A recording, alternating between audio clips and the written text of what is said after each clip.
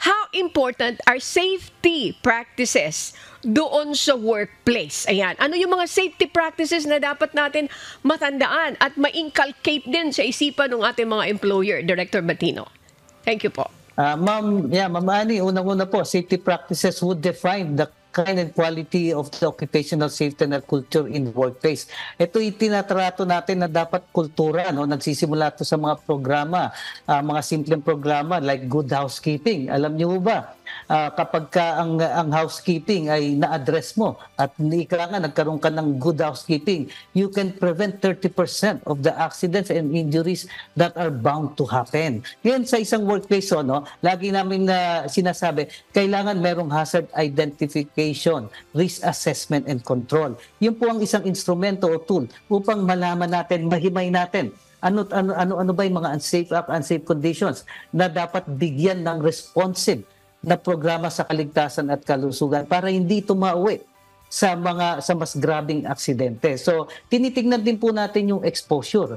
Sinasabi nga namin, there should be a balance between prevention of accidents and injuries and occupational diseases. Kasi, di ba, dahil sa mga exposures na yun, posibleng mag-redound to into work-related illnesses. So sabi namin, balansin natin yung equation.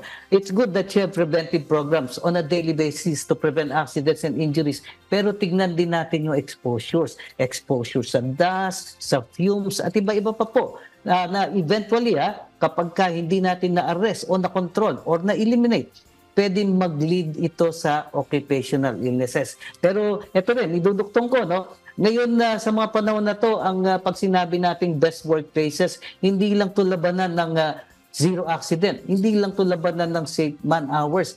Ito'y labanan na rin ng mga health domains katulad doon ng mental health, di ba? I'm sure familiar naman tayo na sa lahat ng lugar ng paggawa pwedeng merong stress diyan. So dapat meron din tayong mental health program. So nire-define na rin natin ang workplace. Pag sinabi ng nating workplace o lugar ng paggawa, hindi na ito yung usual na brick and mortar. Di ba? Pwedeng platform works o alternative work arrangement, cyberspace, maganda. So, nire-define na natin. So, dapat tignan natin yung work setting para mas malaman natin ano ba yung mga responsive na programa na mag-a-address ng kaligtasan at kalusugan ng ating mga manggagawa.